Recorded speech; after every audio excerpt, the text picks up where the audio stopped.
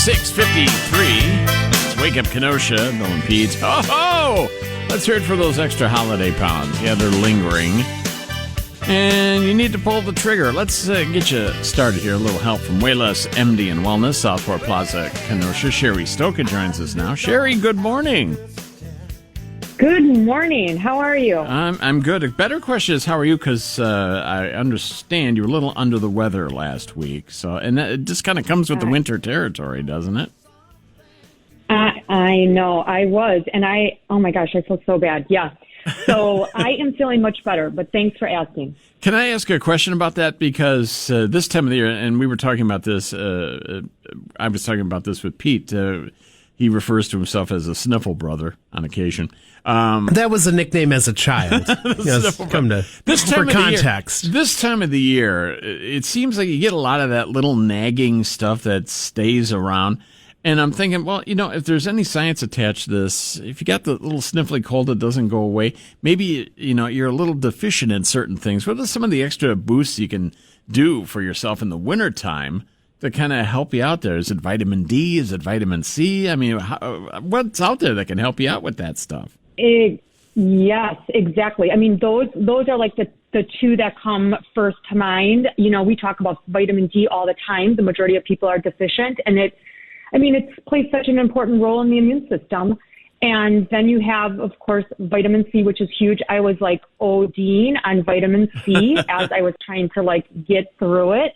And then another one is zinc. Those three are so crucial. Yeah. You ever use those zinc cough drops that they have? They were a big deal a long time ago. I remember everybody was talking about those, but they can be very helpful, I guess, right? I mean, they can. They're not as high of a dose as some supplements, but they definitely can provide some of the key nutrients. All right, so get out there, boost your immunity. Now, Mr. Question Man, do we have something from the rain barrel that we can throw out there this morning? We do, and they are oriented towards January and the start of the new year, including, Bill, what are some good habits to get into in the new year? Good question. I like it. All right, cool. So, some good habits. I would say the first thing is to just have a plan, create a plan or set your goals. Because if you do not do that, you kind of are you're hoping for something to happen. So, we talk about it all the time. It's crucial to just lay out what you really want. Because at the end of the day, you do have to actually do things in order to achieve it, right?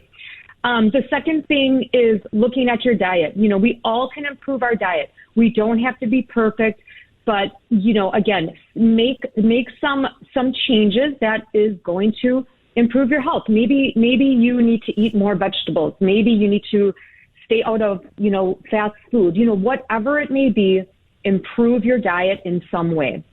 Next one. Yeah, sometimes just that one little change can make all the difference. It really is, and it doesn't have to be significant. It just has to be consistent. And then when you've really created that consistency, you move in a further direction. So that's kind of the key. And then again, just getting some type of activity. It doesn't have to be going to the gym, but do something to move more. All right, number 2, Mr. Question Man. Has to do with diet. This person says, I'm ready to try again with a new diet. How can I actually succeed this time? So again, I think it goes back to really setting those realistic goals for yourself and sticking to it. So again, we talk about if you've always tried the same technique year after year and it doesn't work, really start thinking about trying something different.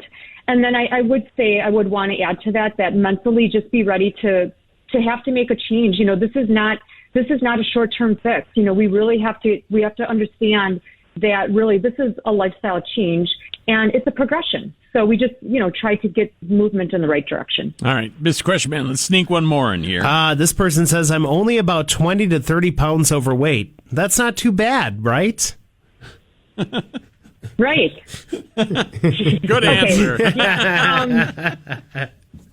Okay, so I guess we can justify our behaviors, in any sort of way we wish. But, everyone is so completely different. but I would say, 20 to 30 pounds overweight is really putting you in either an obese or overweight category. So excess fat is an inflammatory process. An inflammatory process starts the cascade of chronic disease progression. So I would say, don't be okay with being 20 to 30 pounds overweight. I mean, study after study shows if you literally just lose 10% of your weight, if you're overweight, it reduces your chronic risk so significantly. So I think just be real, be real with yourself and really, we all know if we feel good or not. We know if we're in a healthy or an unhealthy state.